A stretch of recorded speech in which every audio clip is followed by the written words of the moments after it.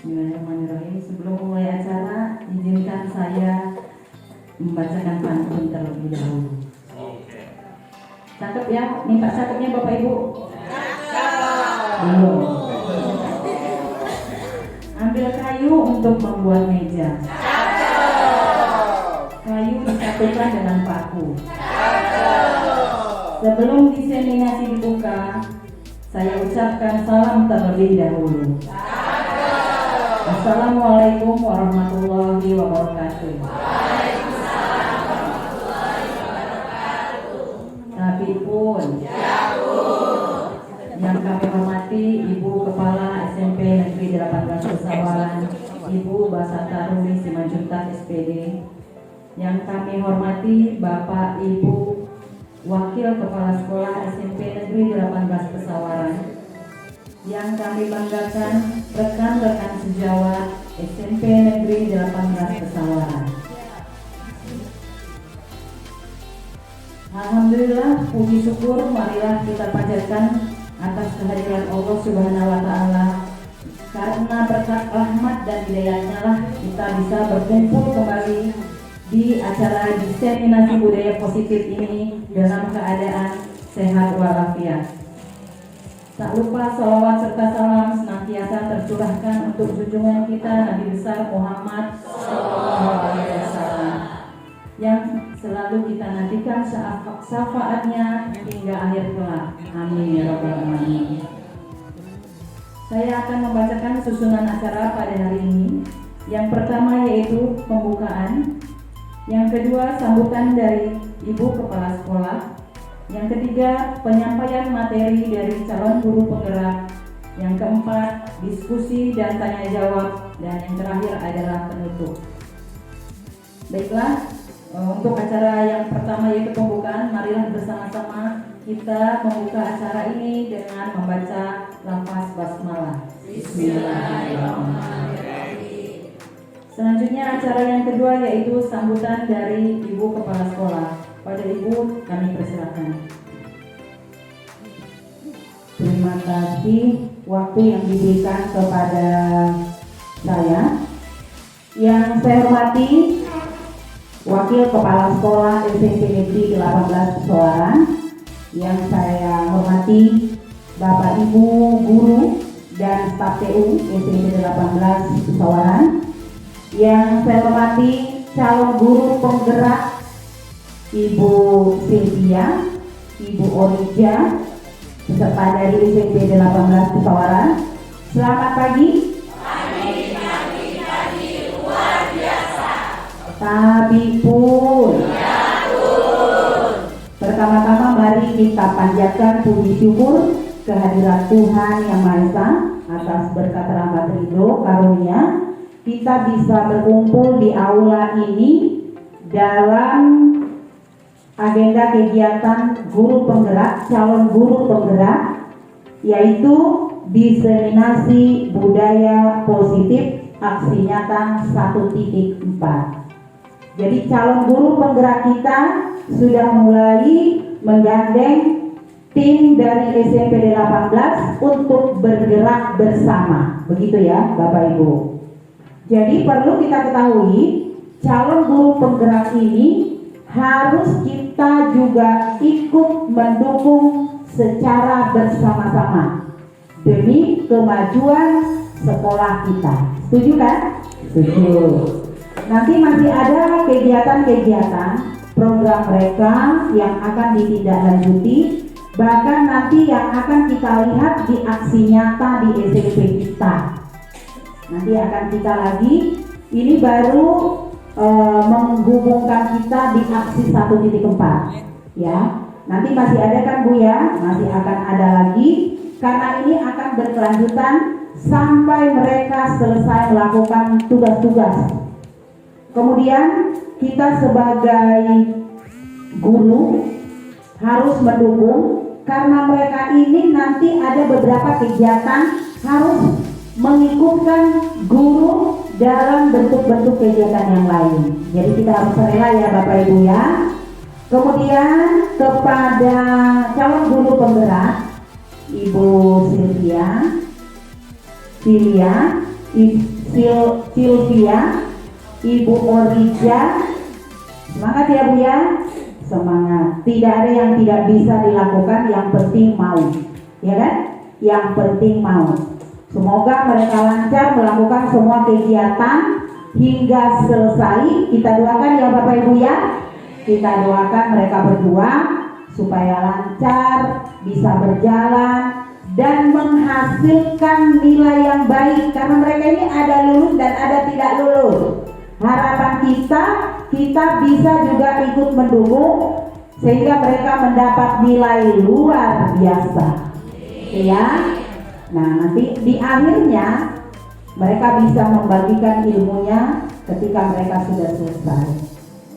Baik, terima kasih. Kegiatan ini sudah melibatkan guru-guru yang lain. Terima kasih kepada CGP yang sudah melibatkan kami, kepala sekolah, wakil, guru, TU siap mendukung. Tepuk tangan untuk kita semua.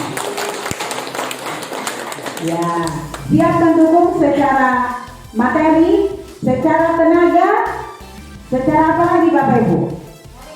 Moral, ya. Jadi jangan takut. Banyak yang mendukung, banyak yang mensupport, termasuk yang paling inti kepala sekolah. Kepala sekolah itu sudah beberapa kali menggiring menjadi guru penggerak, menjadi PP, bahkan sudah menjadi ada asesornya, ya, sudah ada. Jadi jangan takut, apapun pasti bisa dilakukan. Semangat ya Ibu berdua ya, semangat.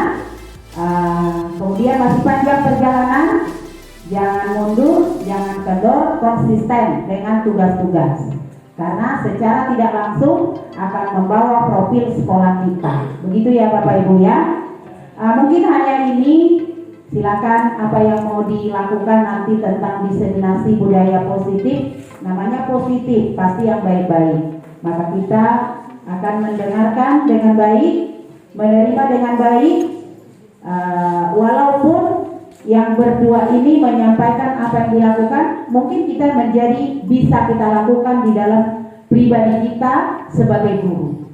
Terima kasih. Ini sambutan dari kepala sekolah. Saya ucapkan selamat pagi.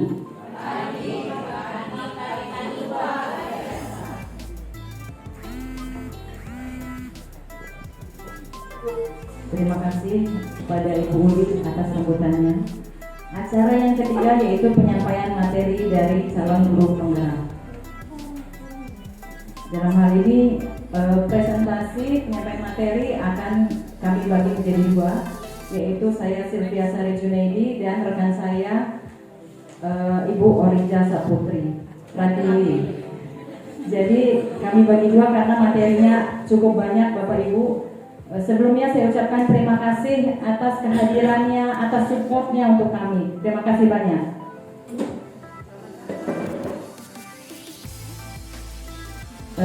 Sedikit menjelaskan Bapak Ibu, untuk aksi nyata kami hari ini adalah aksi nyata kami dari penutup modul 1. Seluruhan modul ada 3. Jadi ini aksi nyata, setiap modul itu ada aksi nyatanya.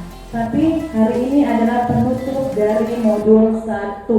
Jadi akhir dari modul 1 hari ini kami laksanakan, yaitu diseminasi budaya positif. Kami berdiri di sini Bapak Ibu hanya ingin berbagi, tidak ada maksud menggurui, apalagi kami tahu bahwa di sini ilmunya guru-guru yang lain masih banyak ilmunya yang lebih dari kami. Kami hanya di sini berdiri berbagi karena bersyukur alhamdulillah karena kami yang mendapatkan ilmu duluan. Nanti teman-teman yang lain insya Allah menyusul mendapatkan ilmu yang lebih baik dari kami. Yang pertama yaitu budaya positif.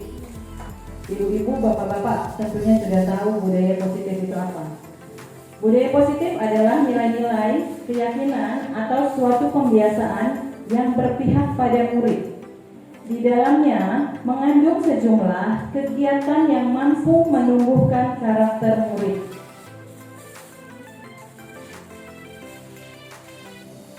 Materi budaya positif dibagi menjadi 6. yaitu disiplin positif dan nilai-nilai kebijakan universal, kemudian kebutuhan dasar manusia, teori motivasi hukuman dan penghargaan, keyakinan kelas, segitiga restitusi, dan 5 posisi kontrol.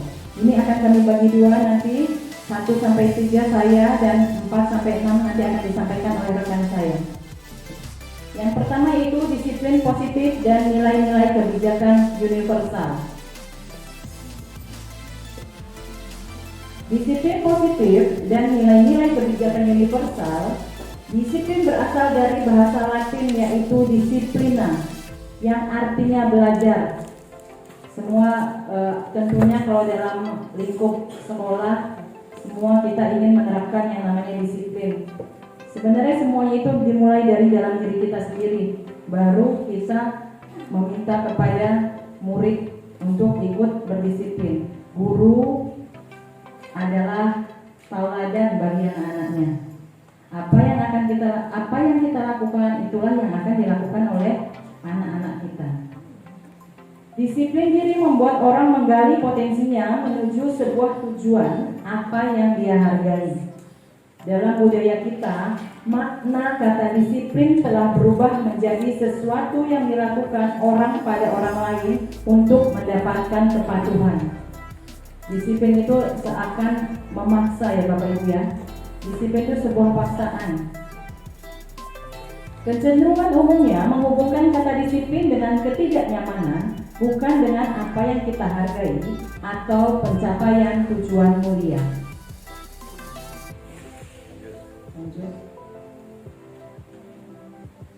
Disiplin positif dan nilai-nilai kebijakan universal. Seseorang yang memiliki disiplin diri berarti mereka bisa bertanggung jawab terhadap apa yang dilakukannya, karena mereka mendasarkan tindakan mereka pada nilai-nilai kebajikan universal.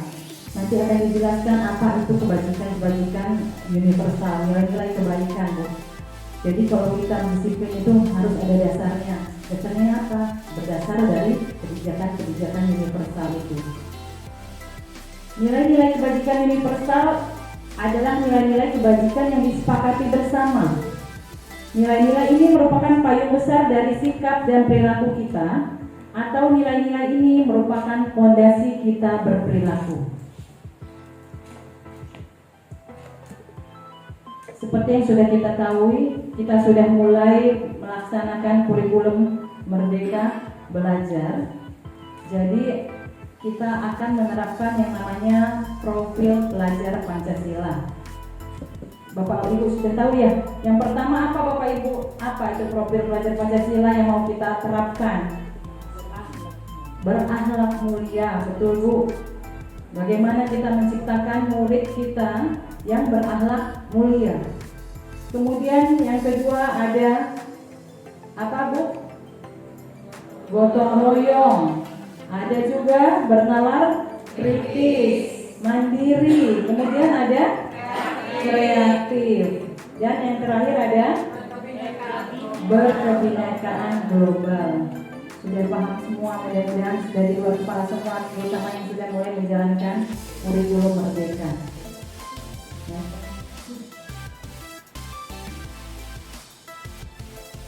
Ini yang perlu kita pahami bersama. Di sini kita berdiri sebagai seorang pendidik. Sebagai pendidik, tujuan kita ini apa Bapak Ibu? Pasti semuanya mempunyai tujuan yang mulia ya Bapak Ibu ya. Iya. Bukan hanya secara materi, anak-anak itu menerima pelajaran dari kita, tapi secara akhlak juga, sikapnya juga. Perlahan, memang tidak semuanya bisa instan, semua butuh proses. Sebagai pendidik, tujuan kita adalah menciptakan anak-anak yang memiliki disiplin diri. Karena kita sedang membahas budaya positif, jadi yang kita bahas adalah disiplin diri dimulai dari diri sendiri. Sehingga mereka bisa berperilaku dengan mengacu pada nilai-nilai kebajikan universal dan memiliki motivasi intrinsik bukan ekstrinsik. Jadi sedikit menjelaskan motivasi intrinsik itu adalah motivasi yang muncul dari dalam diri anak itu tersebut, murid. Jadi kalau tidak dipaksa Bapak Ibu, jadi secara otomatis timbul kesadaran dari dalam dirinya sendiri, bukan dari ekstrinsik atau dari paksaan dari luar. Kemudian materi yang kedua yaitu kebutuhan dasar manusia. Kita hidup sebagai manusia, makhluk sosial, pasti mempunyai kebutuhan dasar. Semua manusia sama kebutuhan dasarnya Bapak Ibu. Yang pertama, seluruh tindakan manusia memiliki tujuan tertentu. Semua yang kita lakukan adalah usaha terbaik kita untuk mendapatkan apa yang kita inginkan. Ketika kita mendapatkan apa yang kita inginkan, sebenarnya saat itu kita sedang memenuhi satu atau lebih dari satu kebutuhan dasar kita. Adanya kebutuhan yang harus terpenuhi membuat setiap individu memiliki motivasi untuk memenuhi kebutuhan tersebut. Kita punya kebutuhan dasar Bapak Ibu. Ada 5 kebutuhan dasar kita. Yang pertama, yang pasti itu ada kebutuhan sandang pangan, atau itu namanya kebutuhan bertahan hidup. Tidak bisa hidup tanpa sandang dan pangan. Selanjutnya ada kita yaitu penguasaan. Semua manusia ada kebutuhannya, kebutuhan untuk menguasai, kebutuhan untuk menjadi pemimpin. Walaupun tidak memimpin orang lain Bapak Ibu, tapi kita memimpin diri kita sendiri. Kemudian ada kebutuhan kesenangan. Kita walaupun guru tetap kita butuh apa? Hiburan ya Bapak Ibu ya. Iya, kita tetap butuh hiburan. Itu sebabnya kita butuh kesenangan. Tidak perlu mencari hiburan di luar. Hiburan di dalam keluarga juga sudah cukup. Tapi tidak apa-apa kalau memang butuh hiburan yang lain. Itu namanya untuk mengontrol emosi. Jadi tidak terlalu semua selalu dipikirkan dan kita butuh hiburan. Kemudian yang terakhir yaitu ada yang satu lagi, kasih sayang dan rasa diterima. Dalam berkelompok di dalam satu, ibaratnya dalam satu rekan kerja ini, semua butuh rasa diterima Bapak Ibu. Kita pengen saling menghargai satu sama lain. Kemudian selain itu kita juga namanya kita dalam satu lingkup kerja sudah menjadi keluarga. Keluarga yang dibutuhkan yaitu kasih sayang. Kasih sayang yang bagaimana? Kasih sayang saling menyayangi dan support, saling dukung. Itu sesama rekan sejawat. Yang terakhir yaitu kebebasan. Tidak munafik, semua manusia butuh yang namanya rasa bebas. Ingin sesekali namanya, kalau kita disebut sekarang namanya me time. Ya, waktu untuk diri sendiri. Bagaimana kita menghargai diri kita sendiri. Contohnya, saya butuh me time. Rasanya biar bebas bagaimana? Pergi satu hari, tapi atas izin keluarga Bapak Ibu. Boleh melakukan itu, boleh. Tapi kan dalam batas-batasan kebebasan apa yang kita lakukan, itu pun atas izin suami atau istri kita. Selanjutnya yaitu yang terakhir yang akan saya sampaikan yaitu teori motivasi, hukuman, dan penghargaan. Sebelumnya saya mau tanya dulu sama Bapak Ibu, kira-kira kalau anak dihukum itu akan memberikan efek negatif atau positif? Positif. Tergantung bentuk hukumannya. Oke, ada yang bilang negatif, ada yang bilang positif, dan tergantung dari bentuk hukumannya. Kemudian pertanyaannya lagi, jika anak diberi penghargaan, menurut Bapak Ibu itu positif? Menimbulkan dampak positif atau negatif? Positif ya, penghargaannya positif ya Bapak Ibu ya. Iya, coba kita lihat ya Bapak Ibu ya. Iya, coba kita lihat ya Bapak Ibu. Ada 3 motivasi perilaku manusia. Ada 3 mengapa kita melakukan sesuatu itu pasti ada sebabnya Bapak Ibu. Yang pertama yaitu ekstern, dari luar. Untuk menghindari atau ketidaknyamanan atau hukuman. Misal, kita nih, oh saya datang terlambat, kata saya datang tepat waktu kerja. Saya nih dari saya pribadi ya Bapak Ibu ya, itu karena apa? Karena takut dimarahin kepala sekolah, atau karena kesadaran dari dalam diri saya sendiri. Itu namanya faktor eksternal. Kalau kita takut dihukum, nggak dihukum ya kita ya kalau datang terlambat, ya. Tapi secara kita merasa nggak enak sendiri ya kalau datang terlambat. Ya, jadi kita merasa tidak nyaman, Bapak Ibu. Itu namanya faktor eksternal. Kemudian faktor eksternal yang kedua yaitu mendapatkan imbalan atau penghargaan orang lain. Contoh, saya melakukan sesuatu, saya harus begini-begini biar apa? Biar saya dapat imbalan dari dia, atau biar saya dapat pujian dari dia. Tidak seperti itu melakukannya. Itu memang, tapi perilaku manusia bentuknya seperti itu Bapak Ibu. Ada 3 itu. Yang pertama tadi ketidaknyamanan, kemudian yang kedua karena untuk mendapatkan imbalan atau penghargaan orang lain, dan yang ketiga untuk menjadi orang yang mereka inginkan dan menghargai diri sendiri dengan nilai-nilai yang mereka percaya. 1, 2, 3, mau pilih yang mana Bapak Ibu?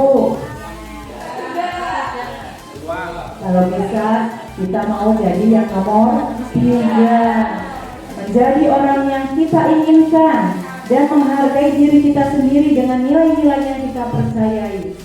Kalau kita percaya bahwa datang terlambat itu tidak baik, jangan dilakukan. Itu yang kita pilih nomor 3. Cuma namanya kan keadaan ya Bapak Ibu ya. Setuju ya Bu? Kemudian ada contoh kasus nih. Sebagai seorang guru, saat Anda hadir mengajar di kelas tepat waktu, motivasi apakah yang mendasari tindakan Bapak Ibu? Coba kalau masuk ke kelas tepat waktu,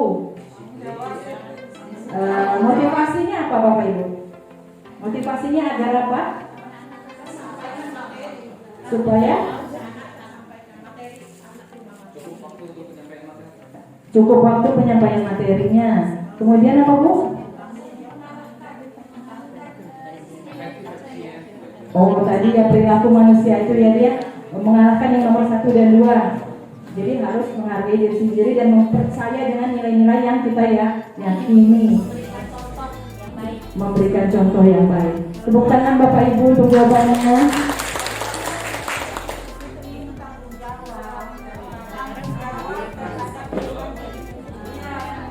Tanggung jawab terhadap pilihan kita. Kita sudah memilih jadi guru. Tanggung jawabnya besar. Dunia dan akhirat Bapak Ibu. Karena di dunia kita kalau kita nggak masuk kelas secara ini hukuman sosial, tapi ketika di akhirat itu hukuman Allah yang berlaku. Ya, jawabannya ya motivasi ada 3 Bapak Ibu. Jadi 1 yang seperti tadi, Anda datang tepat waktu karena tidak ingin ditegur oleh atasan Anda dan kemudian mendapat surat peringatan. Itu namanya menghindari ketidaknyamanan dan hukuman. Jadi saya datang pagi ini supaya apa? Supaya tidak ditegur. Jadi menghindari hukuman, sebenarnya nggak dihukum ya. Itu mungkin buat murid. Nah, kemudian yang kedua, Anda ingin mendapatkan pujian dari atasan Anda dan mendapat penghargaan seperti guru berprestasi. Itu tadi contoh yang mau mendapatkan imbalan. Jadi ada maksudnya melakukan sesuatu itu biar saya dipuji, biar saya mendapatkan penghargaan, atau biar saya terlihat lebih menonjol dari teman-teman yang lain. Yang ketiga yaitu Anda ingin menjadi orang yang menghargai waktu, menghargai diri Anda sendiri sebagai teladan bagi murid, karena Anda percaya tindakan Anda sebagai guru akan dicontoh oleh murid. Guru adalah tauladan bagi muridnya. Apa yang kita yakini, kita jalankan. Insya Allah anak-anak akan mengikuti. Itu adalah menghargai nilai-nilai diri sendiri. Dimulai menghargai diri sendiri itu dimulai dari diri kita sendiri. Jangan dulu mengharapkan orang menghargai diri kita kalau kita tidak menghargai diri kita sendiri. Oke, selanjutnya. Jadi, kesimpulannya Bapak Ibu, supaya untuk menjadi orang yang mereka inginkan dan menghargai diri sendiri dengan nilai-nilai yang mereka percaya, kita ataupun murid kita, kita beri pengertian apa yang kita yakini itu yang kita jalankan dengan cara menghargai diri kita sendiri. Maka hindari hukuman dan pemberian penghargaan berlebihan agar meminimalisir motivasi eksternal dalam diri murid. Ini bicaranya tentang murid Bapak Ibu ya. Hindari hukuman Bapak Ibu. Walaupun katanya tadi hukuman itu tergantung ya. Tadi kan jawabnya hukuman tergantung ya. Iya, penghargaannya juga dihindari Bapak Ibu. Karena sebenarnya hukuman dan pemberian penghargaan yang berlebihan itu memberikan efek negatif. Efek negatifnya gimana? Kalau diberi penghargaan terus, kalau sesekali mungkin boleh Bapak Ibu, ya sesekali, dan tidak harus berupa barang, bisa berupa pujian, atau kita beri applause atau tepuk tangan, itu sudah namanya penghargaan buat anak-anak kita. Tapi tidak boleh juga terlalu berlebihan. Karena apa? Nanti semua yang mereka lakukan dengan mengharapkan penghargaan. Begitu juga dengan hukuman. Jadi semua yang mereka lakukan nanti karena takut, bukan karena dari intrinsiknya, dari dalam dirinya sendiri, tetapi karena takut. Itu faktor ekstrinsik. Selanjutnya hukuman, konsekuensi, dan restitusi. Hukuman sudah ada yang tahu Bapak Ibu. Hukuman, konsekuensi, dan restitusi itu ternyata berbeda. Saya juga baru tahu di sini Bapak Ibu. Hukuman, konsekuensi, apa itu restitusi? Jadi nanti kita bisa milih ya, kira-kira kalau anak menghadapi permasalahan nomor 1, 2, 3, atau yang mau kita pilih yang mana ya. Hukuman itu tidak terencana atau tiba-tiba.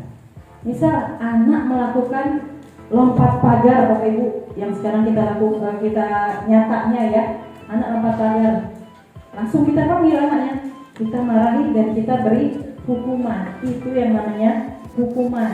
Sekarang bedakan dulu ya hukuman, restitusi, dan konsekuensi. Kemudian kalau konsekuensi itu sudah terencana atau disepakati. Misalnya anaknya suka melompat pagar, kita panggil. Kemudian kita sama-sama buat kesepakatan. Yang disepakati apa? Kalau kamu meloncat lagi, kamu mau apa? Kalau meloncat lagi, kamu lari keliling lapangan 3 kali, atau berdiri di bawah tiang bendera, hormat bendera. Itu yang namanya konsekuensi. Jadi kalau dia melakukan kesalahan atau lompat pagar itu lagi, dia harus melakukan konsekuensi yang sudah disepakati tadi. Kemudian yang terakhir adalah restitusi. Restitusi ini adalah proses kolaboratif yang mengajarkan murid untuk mencari solusi dari masalah dan membantu murid berpikir tentang orang seperti apa yang mereka inginkan dan bagaimana mereka harus memperlakukan orang lain. Jadi restitusi ini antara guru dan murid, kolaborasi berdua. Yang diinginkan apa yang diharapkan dari restitusi ini? Yang diharapkan adalah murid menemukan solusi dari permasalahannya sendiri. Jadi bukan kita yang menentukan hukuman, bukan kita yang menentukan konsekuensi, tapi dengan restitusi. Berat ya Bapak Ibu ya? Berat ya Bapak Ibu? Kalau anak lompat pagar kok kita pakai sistem restitusi, berat nggak? Jadi anak yang suruh menemukan solusinya. Masalahnya apa? Mereka menemukan solusinya sendiri bersama-sama dengan guru. Nanti akan kita tampilkan contohnya Bapak Ibu ya, yang sudah kita berdua lakukan, tapi ini hanya sebagai contoh. Selanjutnya yaitu hukuman atau konsekuensi. Contoh Bu, kalau hukuman yang tadi seperti saya bilang, tadi katanya mau hukumannya mendidik ya. Ada hukuman tidak mendidik dan hukuman yang mendidik. Contohnya yang tidak mendidik, misalkan lari keliling lapangan tadi, atau hormat di bawah bendera. Tadi katanya kalau hukuman yang mendidik, menulis di dalam buku saya tidak akan terlambat lagi. Sebenarnya sama Bapak Ibu. Hukuman tetaplah hukuman. Mau dia mendidik atau tidak mendidik, itu tetaplah hukuman. Efeknya dengan anak sungguh berat. Itu yang kami pelajari Bapak Ibu ya. Kemudian misalkan lagi ada yang membersihkan coretan yang dibuat di meja tulis. Menurut Bapak Ibu itu hukuman atau konsekuensi? Membersihkan coretan yang dibuatnya di meja tulis, hukuman atau konsekuensi? Anak-anak yang mencoret meja terus disuruh menghapus apa yang sudah mereka tulis, itu konsekuensi atau hukuman? Konsekuensi. Jawab dulu ya Bapak Ibu. Yang nomor 3, murid diminta push up 15 kali karena tidak menggunakan baju olahraga saat jam pelajaran olahraga. Hukuman atau konsekuensi? Hukuman atau konsekuensi? Hukuman. Oke, nomor 2 tadi hukuman, konsekuensi. Nomor 3 hukuman ya. Yang terakhir, berdiri di depan kelas dengan mengangkat satu kaki karena tidak bisa menjawab pertanyaan. Konsekuensi atau hukuman? Hukuman. Hukuman, konsekuensi, hukuman dari nomor 1. Coba kita lihat, Bu. Oh, belum ada jawabannya. Kalau hukuman itu yang dilakukan anak, kita memberikan hukuman secara tiba-tiba, secara sepihak. Tadi nomor bantuan Ibu. Tadi nomor 1 memberikan coretan yang dibuatnya di meja tulis. Tadi jawabnya hukuman ya Bapak Ibu ya. Konsekuensi. Konsekuensi berarti itu adalah benar atau salah? Benar. Sepihak ya. Konsekuensi itu karena ada kesepakatan. Ya, oke. Nomor 2 konsekuensi benar ya Bapak Ibu. Selanjutnya, murid diminta push up 15 kali karena tidak menggunakan baju olahraga saat jam pelajaran olahraga. Coba guru olahraga gimana ini? Hukuman, karena tiba-tiba dia datang tidak memakai baju olahraga. Lalu spontan dikasih hukuman, suruh push up. Yang terakhir, berdiri di depan kelas dengan mengangkat satu kaki karena tidak bisa menjawab pertanyaan. Hukuman tiba-tiba ya, ditanya kemudian tidak bisa menjawab, tiba-tiba diberi hukuman. Hebat Bapak Ibu guru semua. Tepuk tangan buat kita semua.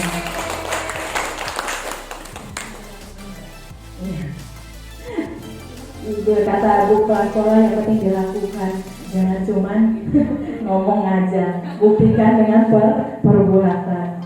Selanjutnya yaitu dihukum oleh penghargaan. Nah ini tadi. Sebenarnya kalau kita sebut penghargaan itu adalah sebuah hukuman, penghargaan yang berlebihan.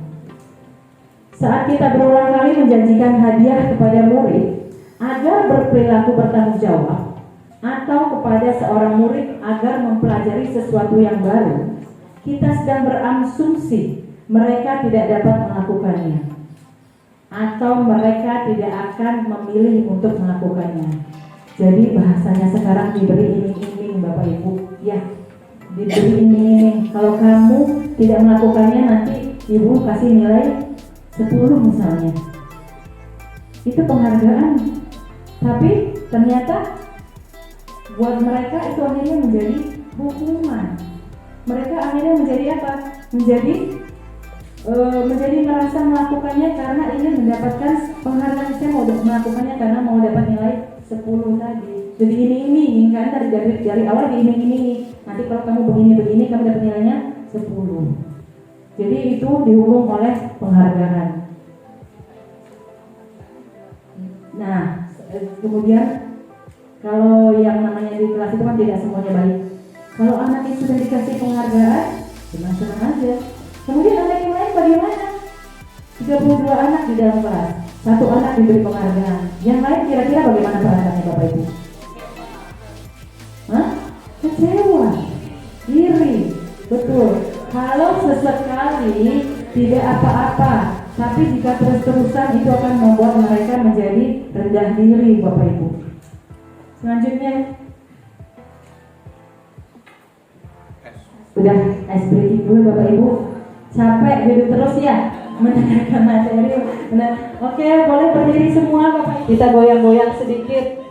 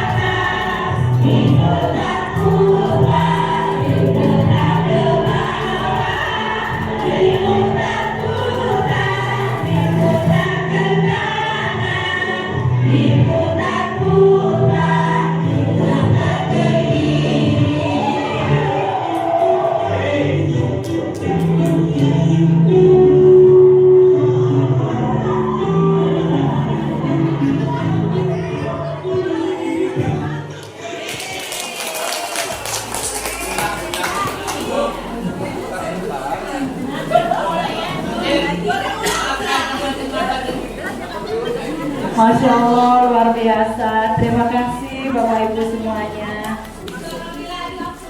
Ambil napas dulu Bapak Ibu. Boleh sambil minum, boleh sambil istirahat Bapak Ibu. Selanjutnya yaitu materi selanjutnya akan disampaikan oleh rekan saya, Ibu Oriza Pratiwi. Tepuk tangan kepada narasumber kita yang luar biasa.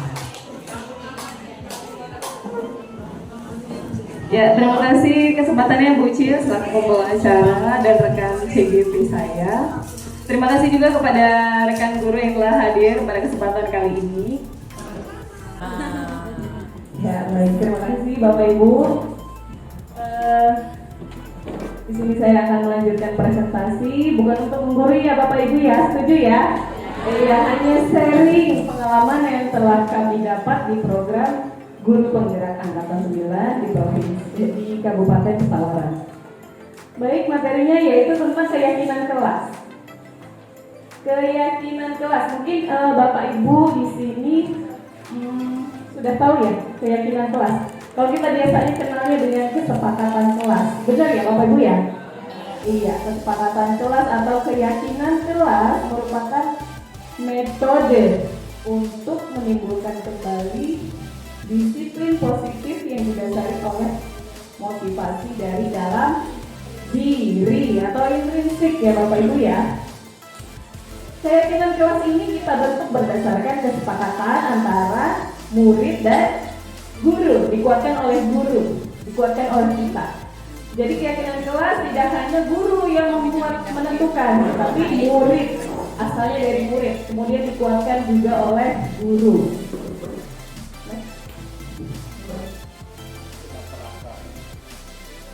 Mengapa harus keyakinan kelas, bukan peraturan kelas?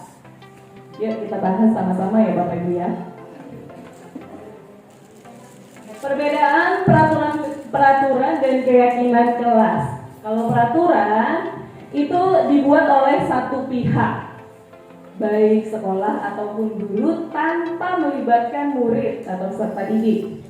Sedangkan keyakinan merupakan persetujuan yang dibuat bersama guru dan murid, yang selanjutnya disepakati dan ditaati secara bersama-sama. Jadi keyakinan itu bukan hanya untuk murid, tapi juga untuk gurunya. Oke, perbedaan peraturan kelas dan keyakinan kelas. Contohnya, kalau peraturan dilarang membuli, hadir 10 menit sebelum pembelajaran dimulai, kembalikan buku ke tempat semula. Kalimatnya cenderung kalimat negatif ya Bapak Ibu ya. Benar? Benar apa benar? Benar. Tapi kalau keyakinan kelas kita ubah sedikit kalimatnya, namun esensinya tetap sama. Dilarang membuli kita ubah menjadi saling menghormati. Kemudian hadir 10 menit sebelum pembelajaran dimulai, kita ganti keyakinannya menjadi komitmen. Kita berkomitmen. Kemudian kembalikan buku ke tempat semula, kita ganti dengan bertanggung jawab. Ya, keyakinan kelas. Guru berperan dalam mewujudkan terbentuknya keyakinan sekolah atau kelas dengan adanya kesepakatan bersama murid, seperti yang tadi telah saya ungkapkan. Keyakinan sekolah atau kelas berupa pernyataan universal yang mudah diingat, dipahami, dan harus diterapkan dalam lingkungan sekolah. Harus berbentuk kalimat positif. Bahasan yang selanjutnya yaitu tentang segitiga restitusi. Jujur saya baru mendengar istilah restitusi ini pada program guru penggerak yang telah kami ikuti ya Bu ya. Restitusi itu apa sih gitu ya? Oke.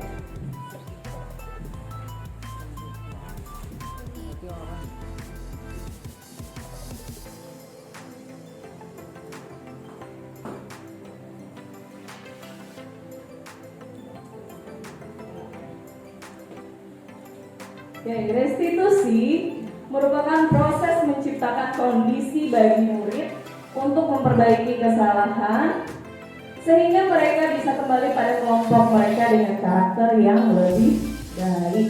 Jadi mereka kita arahkan agar menemukan solusi terbaik atas permasalahan yang sedang dihadapi ya. Agar mereka itu saat kembali ke lingkungannya menjadi pribadi yang jauh lebih baik karakternya. Ada 3 tahapan Bapak Ibu dalam menjalankan segitiga restitusi. Yang pertama yaitu validasi. Yang pertama yaitu menstabilkan identitas. Yang kedua yaitu validasi tindakan yang salah. Yang ketiga yaitu menanyakan keyakinan yang telah dibuat sebelumnya. Penerapannya, yang pertama tadi menstabilkan identitas. Contoh kalimat dalam tahap menstabilkan identitas yaitu misalnya kita saat merestitusi anak, kita ucapkan seperti ini Bapak Ibu. Berbuat salah itu tidak apa-apa. Bapak Ibu juga pernah melakukan kesalahan. Bahwa tidak ada manusia yang sempurna. Kita bisa menyelesaikan permasalahan ini. Gitu ya Bu ya. Itu adalah contoh kalimat dalam menstabilkan identitas dari peserta didik kita atau identitas dari murid kita. Tahapan yang kedua yaitu validasi tindakan yang salah. Pada saat murid terganjal masalah, kita memvalidasi tindakannya dengan kalimat seperti ini. Kamu pasti memiliki alasan mengapa melakukan hal tersebut. Kemudian kalimat lain seperti kamu patut bangga pada dirimu karena kamu telah melindungi sesuatu yang mungkin penting bagi dirimu. Tahap yang terakhir yaitu menanyakan keyakinan kelas. Sebelumnya kita telah membuat keyakinan kelas dulu ya Bapak Ibu, dengan terutama yang wali kelas ya Bapak Ibu. Di kelas kita buat keyakinan kelas. Kemudian saat restitusi kita menanyakan keyakinan kelas. Disitulah pentingnya kita membentuk keyakinan kelas di dalam kelas. Dengan kalimat seperti ini Bapak Ibu untuk menanyakan keyakinannya. Sebelumnya apa nilai-nilai yang sudah kita sepakati? Apakah kamu ingat nak? Atau dengan kalimat apa bayanganmu tentang kelas yang ideal? Bagaimana?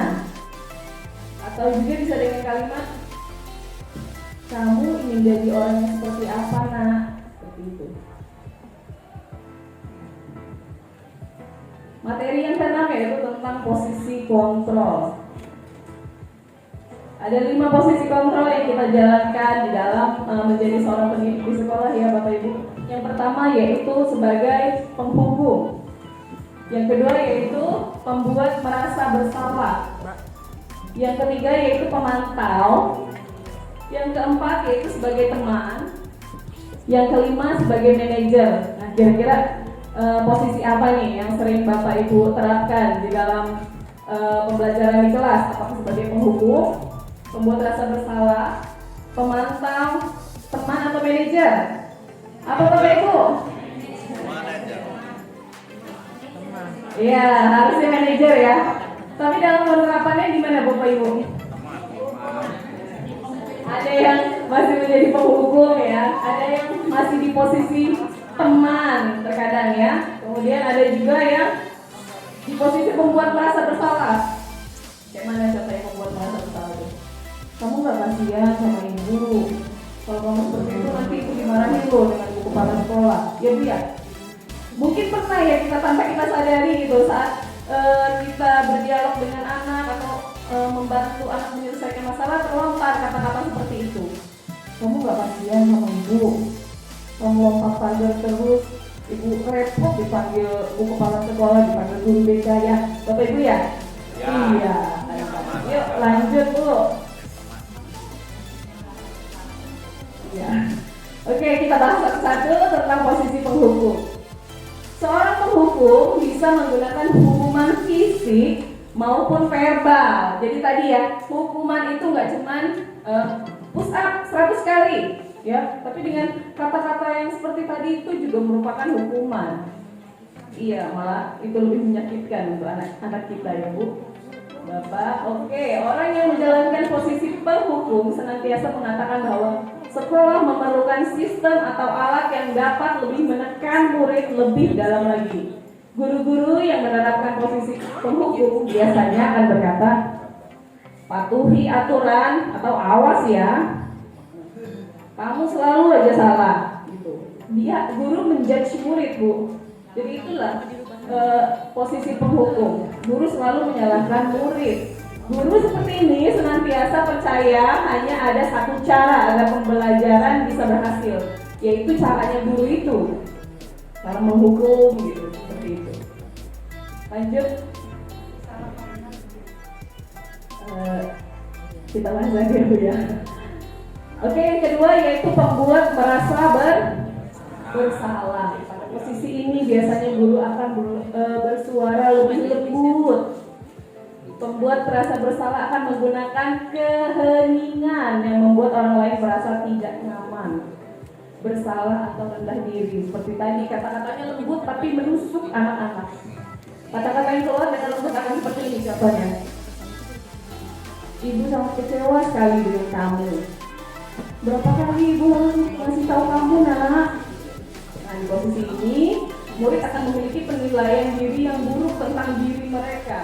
Murid merasa tidak berharga dan telah mengecewakan orang lain, khususnya gurunya ya Bu. Iya, kadang-kadang juga kamu gak kasihan kan sama orang tuamu gitu ya. Nah itu juga termasuk ya Bu. Yang ketiga yaitu posisi teman. Pada posisi ini guru tidak akan menyakiti murid, namun akan tetap berupaya mengontrol murid. Posisi teman pada guru bisa negatif maupun positif. Positif di sini berupa hubungan baik yang terjalin antara guru dan murid, lebih akrab ya Bapak Ibu ya sama anak kalau posisi teman. Guru akan berkata, contohnya yaitu, ayolah bantu ibu, tolongin ibu ya, demi ibu ya, seperti itu. Ya udah kali ini nggak apa-apa, nanti ibu bantu bereskan ya. Nah, kalimat-kalimat seperti itu contohnya ibu ya di posisi kita sebagai teman. Hal negatif dari posisi teman yaitu bila satu saat guru tidak membantu mereka, maka mereka akan kecewa. Mereka itu dalam hatinya berkata gini, Bapak Ibu, saya pikir Bapak Ibu teman saya, ya, tapi ternyata mengecewakan saya saat Bapak Ibu tidak mau menolong mereka. Lanjut. Posisi yang keempat yaitu posisi pemantau. Posisi pemantau berdasarkan pada peraturan dan konsekuensi. Nah biasanya kalau memantau ini dia, kamu tahu nggak aturannya? Kamu tahu kan peraturannya atau konsekuensinya kalau kamu melanggar peraturan seperti itu ya? Contoh kalimatnya itu, peraturannya apa? Atau apa yang telah kamu lakukan? Nah, seorang pemantau sangat mengandalkan sebuah perhitungan catatan dan data yang digunakan sebagai bukti atas perilaku seseorang. Dia berlandaskan atas peraturan yang telah dibuat sehingga murid menjalankan konsekuensi dari dilanggarnya peraturan tersebut. Yang terakhir yaitu posisi manajer. Inilah posisi yang diharapkan ada pada diri kita semua. Posisi manajer adalah posisi guru berbuat sesuatu bersama dengan murid, mempersilahkan murid mempertanggungjawabkan perilakunya dan mendukung murid agar dapat menemukan solusi atas permasalahannya sendiri. Posisi manajer mengacu pada restitusi yang dapat menjadikan murid sebagai manajer bagi dirinya sendiri sehingga tercipta identitas yang positif atau berhasil. Karakternya positif. Contoh kalimat yang diutarakan oleh seorang manajer, contohnya seperti ini. Nah, apa yang telah kita yakini bersama saat ada masalah? Nah, apa yang telah kita yakini bersama? Jika kamu memperbaiki hal ini akan menunjukkan bagaimana dirimu ke depannya, dirimu yang baik ke depannya, seperti itu. Kesimpulannya yaitu budaya positif di sekolah sangatlah penting untuk mengembangkan murid yang memiliki karakter yang kuat sesuai dengan profil pelajar Pancasila. Untuk mewujudkan hal ini diharapkan kita, termasuk Bapak Ibu, warga sekolah memiliki, meyakini dan menerapkan visi atau nilai-nilai kebajikan yang telah kita sepakati bersama-sama.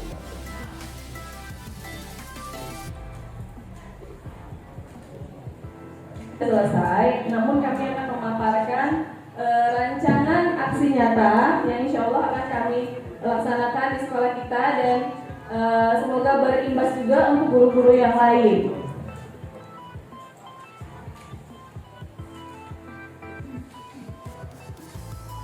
Iya, ini adalah rancangan tindakan untuk aksi nyata yang telah saya susun, yaitu dengan judul menerapkan budaya positif di kelas, di sekolah atau di kelas melalui keyakinan kelas. Latar belakang yaitu penerapan budaya positif di sekolah merupakan salah satu upaya peningkatan kualitas pendidikan nasional. Penerapan budaya positif tidak bisa dilakukan tanpa dukungan dari semua elemen yang ada di sekolah. Dukungan penerapan budaya positif diharapkan dapat mewujudkan visi sekolah dan membentuk karakter murid dalam mengimplementasikan nilai-nilai profil pelajar Pancasila. Tujuannya yang pertama yaitu menumbuhkan budaya positif melalui kesepakatan kelas. Yang kedua yaitu mengembangkan nilai-nilai profil pelajar Pancasila pada diri murid dalam kegiatan pembelajaran. Yang ketiga yaitu melakukan kegiatan pembiasaan murid untuk mengimplementasikan nilai-nilai profil pelajar Pancasila. Tolak ukurnya yaitu yang pertama membuat murid mampu untuk membuat kesepakatan kelas untuk dipasang di dinding-dinding kelas dan ditaati bersama-sama. Yang kedua yaitu murid dapat mengaplikasikan nilai-nilai profil pelajar Pancasila secara sadar dan berkesinambungan dalam proses belajar. Lini masa tindakan yang dilakukan. Yang pertama, menghadap kepala sekolah untuk melaporkan ide dan gagasan sekaligus meminta izin mendesiminasikan program. Hal itu yang kami lakukan saat ini. Yang kedua yaitu mempersiapkan keseluruhan materi desiminasi telah dilakukan. Kemudian mengumpulkan rekan guru dalam rangka berkolaborasi untuk melaksanakan desiminasi terkait materi budaya positif. Yang keempat, bekerja sama dengan wali kelas untuk membuat keyakinan kelas di kelas masing-masing bersama murid. Nah, di sini saya meminta bantuan kepada Bapak Ibu untuk sama-sama membentuk keyakinan kelas. Wabil khusus yang wali kelas ya Bapak Ibu ya. Nah, kita sama-sama nanti membentuk keyakinan kelas untuk anak-anak kita. Yang kelima yaitu memantau, mengevaluasi dan merefleksikan keyakinan kelas yang telah dibuat. Yang terakhir kita akan mendokumentasikan kegiatan-kegiatan yang telah dilakukan. Ya, saya tidak bisa melaksanakan aksi nyata ini sendirian. Oleh karena itu saya membutuhkan dukungan dan dedikasi dari seluruh warga sekolah sebagai role model atau teladan. Saya juga membutuhkan partisipasi aktif orang tua di rumah dalam membiasakan budaya positif bagi murid-murid kita. Ya, untuk selanjutnya rancangan tindakan aksi nyata akan disampaikan oleh Ibu Julvia Sari. Kepada Ibu Julvi, saya persilakan.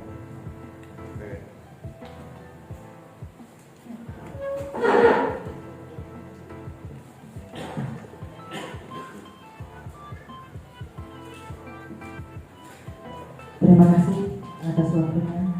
Berikutnya yaitu rancangan tindakan aksi nyata modul 1 budaya positif berdasarkan versi saya. Julvia Sari Junaidi, CGP Angkatan ke-9 Kabupaten Pesawaran, UPDD SMP Negeri 18 Pesawaran. Di sini latar belakang yang saya ambil yaitu budaya positif adalah keyakinan dan nilai yang disepakati yang menjadi kebiasaan bersama yang akan dilakukan dalam waktu yang lama.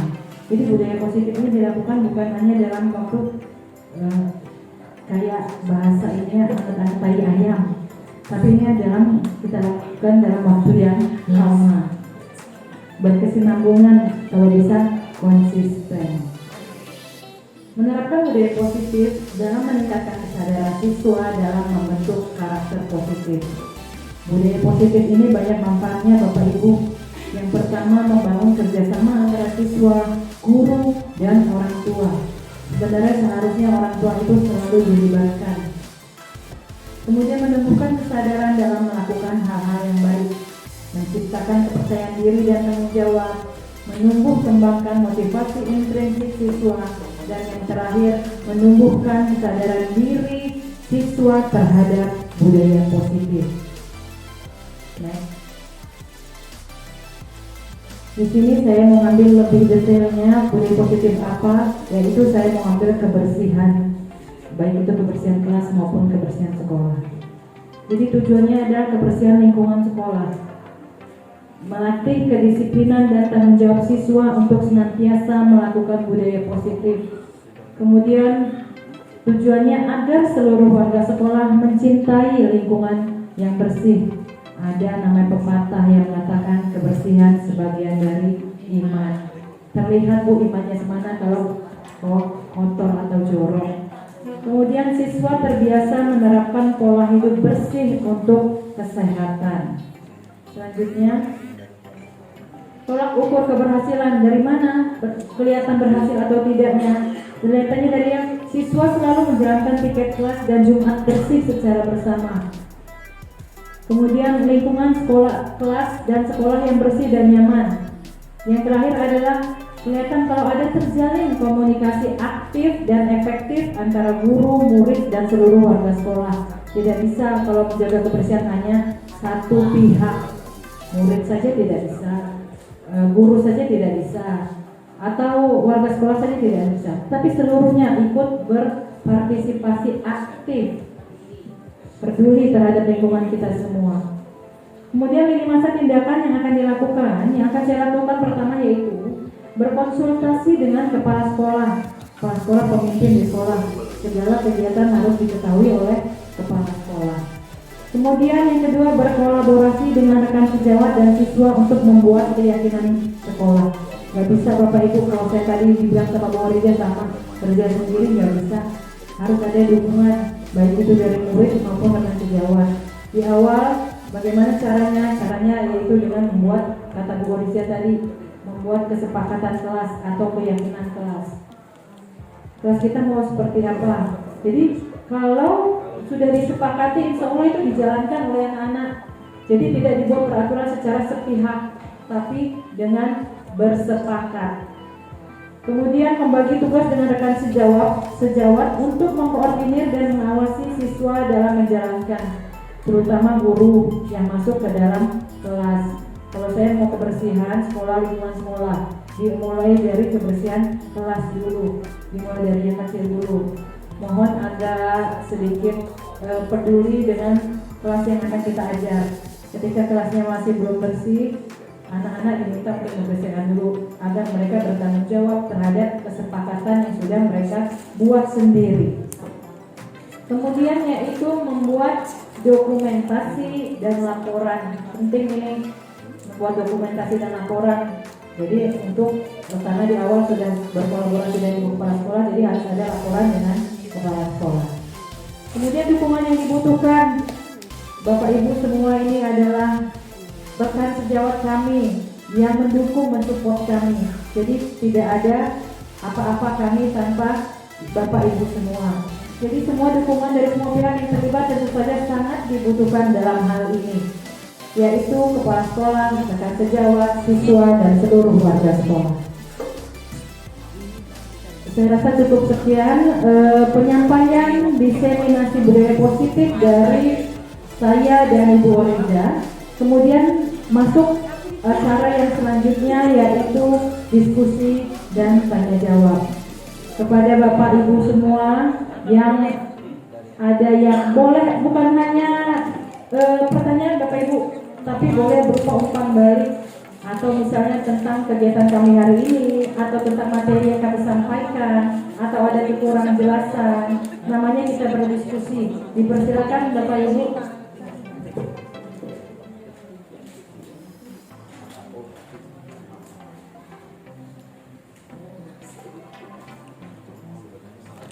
Oh, baik Bu, silakan Bu.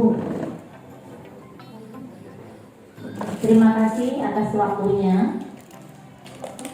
Diseminasi untuk materi budaya positif yang luar biasa dari CGP IPTD SMP 18 Pesawaran, Ibu Sylvia Sari Junaidi dan Ibu Waliza Pratiwi.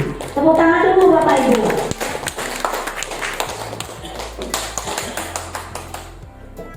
Sekali lagi materi yang luar biasa tentang budaya positif, mudah-mudahan bisa kita laksanakan di sekolah kita, sehingga sekolah kita menjadi lebih baik, lebih disiplin, lebih baik lagi. Amin. Tadi sekilas saya perhatikan apa yang disampaikan oleh Ibu Oriza.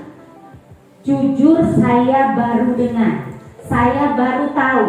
Kalau saya pribadi, jujur saya sangat baru tahu adanya segitiga, yaitu restitusi. Ya, Ibu Oris dan Ibu Sylvia Sari, dengan adanya materi tersebut, saya mohon coba contohkan penerapan segitiga restitusi yang sudah Ibu lakukan di sekolah kita, sehingga pemahaman kami dari seluruh warga sekolah ini lebih detail mengetahui tentang hal tersebut. Terima kasih. Wassalamualaikum warahmatullahi wabarakatuh.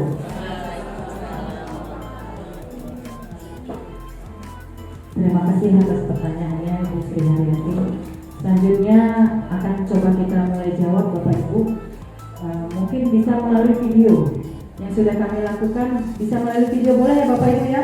Kami tampilkan video yang sudah kami buat ini sebagai contoh referensi, tidak bermaksud apa-apa ya Bapak Ibu. Iya baik, terima kasih kesempatannya Bu Sylvi. Terima kasih pertanyaannya Bu Sri. Mungkin sebenarnya kita ini telah melaksanakan tahapan segitiga restitusi secara tidak langsung dalam menyelesaikan masalah anak-anak. Tapi mungkin ada yang tahapannya sampai selesai, atau hanya tahap 1 atau 2 saja seperti itu ya Bapak Ibu ya. Tapi yang kurang lebih sama dalam melaksanakan tahapan-tahapan untuk menyelesaikan masalah anak. Sedikit contoh dari kami saat menerapkan praktek atau tahapan segitiga restitusi. Mohon izin ya Bapak Ibu ya.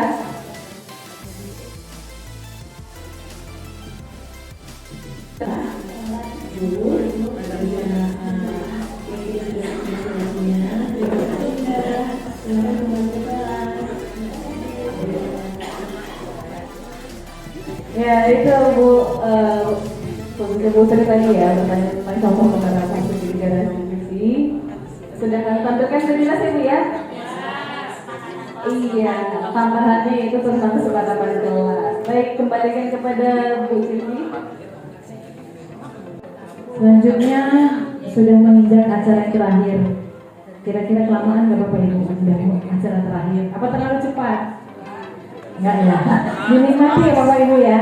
Kita sudah memasuki acara yang terakhir yaitu penutup. Sebelum ditutup boleh baca pantun. Boleh.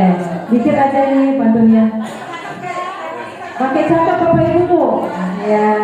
Kerja memahat sambil makan tahu. Salam sehat dan sukses selalu. Terima kasih banyak atas waktu yang sudah disediakan. Terima kasih atas perhatiannya. Terima kasih atas dukungannya. Terima kasih atas saran yang diberikan. Itu untuk perbaikan kami ke depannya. Saya tutup acara ini dengan mengucap hamdalah. Wabillahi taufiq wal hidayah. Wassalamualaikum warahmatullahi wabarakatuh.